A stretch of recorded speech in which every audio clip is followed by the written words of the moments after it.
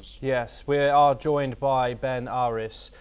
He is a journalist. He joins us live from Berlin. Ben, thank you very much for joining us on this developing situation. Of course, Pleasure, Thomas. As we've said previously, we don't know the suspects' motives. We don't know the suspects' names. We know very little about this situation. We have a death toll. We have an event which was taking place at the time of the attack. Of course, one can assume that the suspects were targeting the Hanukkah festival that was taking place on Bondi Beach. However, this is not confirmed. Okay, Ben, how close will allies, of course, after that statement that has come out from the Israeli president condemning the attack, will the allies, the US, the UK, the entirety of Europe, be watching Australia's handling of this attack, particularly as this is a Jewish festival that occurs worldwide? Jewish people will be spending time with their families. There will be gatherings of Jewish people worldwide at the start of this festival and 12 days of it. How will allies be watching this situation? Very closely, of course. I mean, it's very sensitive in so much as, the Jews felt themselves, or the Israelis have felt themselves under attack since the October Hamas terrorist attack on Israel 2 years ago, as you mentioned. But unfortunately, I mean, this comes in a context of, what I see is the gradual breakdown of the, rules-based value system that we've been trying to build since the Second World War. And we have a cycle of violence now, and that's born out of, the frustration of various groups, be they Palestinians, be they pro or anti-Semitic forces. This cycle of violence is people are reaching for their guns because the rules-based system is not working, and it started with Hamas's outrageous and unjustifiable attack on the Israelis, but then the Israelis countered with the attacks on Gaza, and that's fueled massive anti-Israeli sentiment. And here we have again someone going in, reaching for a gun to make a point, and slaughtering innocent Jews celebrating the Hanukkah holidays. And it's not going away, is it? I mean, we have conflicts around the world. The same in Ukraine-Russia situation, where Putin reached for his gun in order to settle a diplomatic dispute over security, and the same Yemenis sitting firing rockets at ships going through the Red Sea. Sudan, the genocide that's going on there, violence has just flared up again on the Thai-Cambodian border. And it used to be that we could go to the UN and send in peacekeepers and resolve these things diplomatically.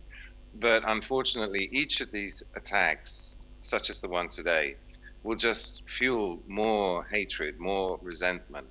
And, it wouldn't be unimaginable if someone who then targets in Palestine, for example, takes revenge or justifies the arming of guerrillas and terrorist attacks in order to take revenge on this particular attack. And the way the Australians handle it, I mean, all the governments are going to have to try and talk this down and return everybody to the mentality we had like a decade ago, whereby if you have a resentment or frustration like this, it can be resolved through talks, through mediation, through compromise, through diplomacy, and not through the murder of innocent people and acts of terrorism. And Ben, do stay with us. We have some breaking news, some reactions coming out after the situation. And UK Prime Minister Keir Starmer has condoled the victims of the Bondi Beach shooting in Australia. Talking on X, the British Prime Minister said that the United Kingdom sends our thoughts and condolences to everyone affected by the appalling attack in Bondi Beach. The Prime Minister is also being updated on the situation regularly. Ben, of course, are you saying that this is more of a broader problem in regards to the rules-based order, a systemic issue, possibly, rather than a couple of individuals that have been radicalized online? What are your thoughts about that?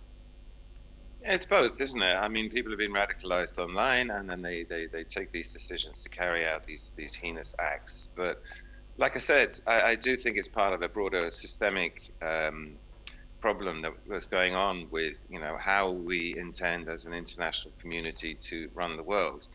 And following the Second World War, there was like the Helsinki Accords and the UN Charter, and that was supposed to create some sort of global government to unite everybody under the same ideology of, equality, human rights, all those, principles that we believe in.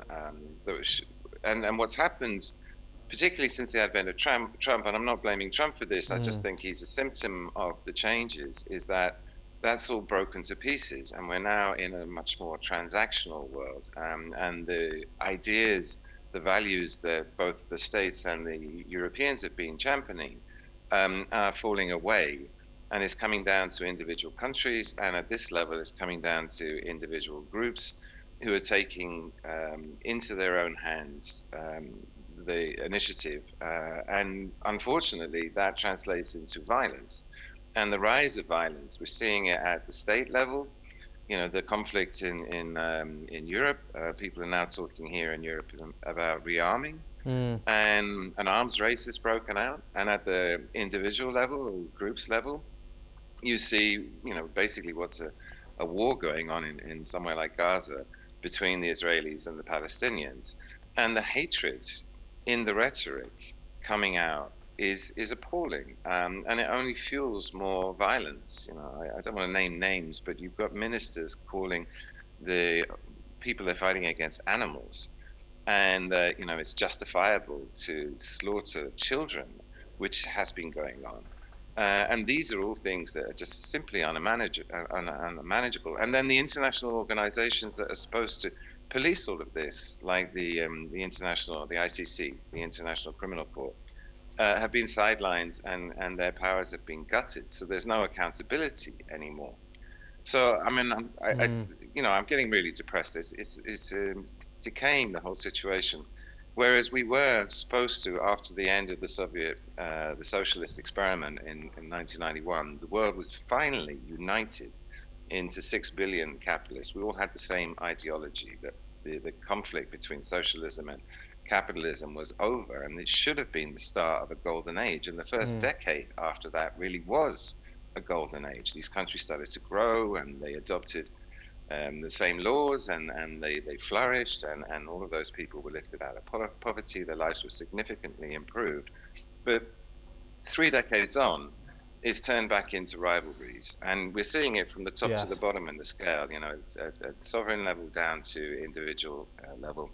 And like I said before, unfortunately, the people who have these issues with opponents are increasingly reaching for guns, and we're seeing that at the state level down to the individual level, and it's very upsetting. I don't see how we get out of this, which is why, as you mentioned, the government's reaction to this incident is important. That they need to bring down the temperatures and say, look, this is not the way to do it. You can't condone.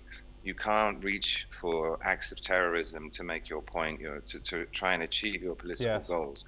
We have to do this as a society, and admit there's differences between us and resentments, but we have to do this as a society and work out these problems, as, I don't know, what you want to call it, colleagues, members of a civilization.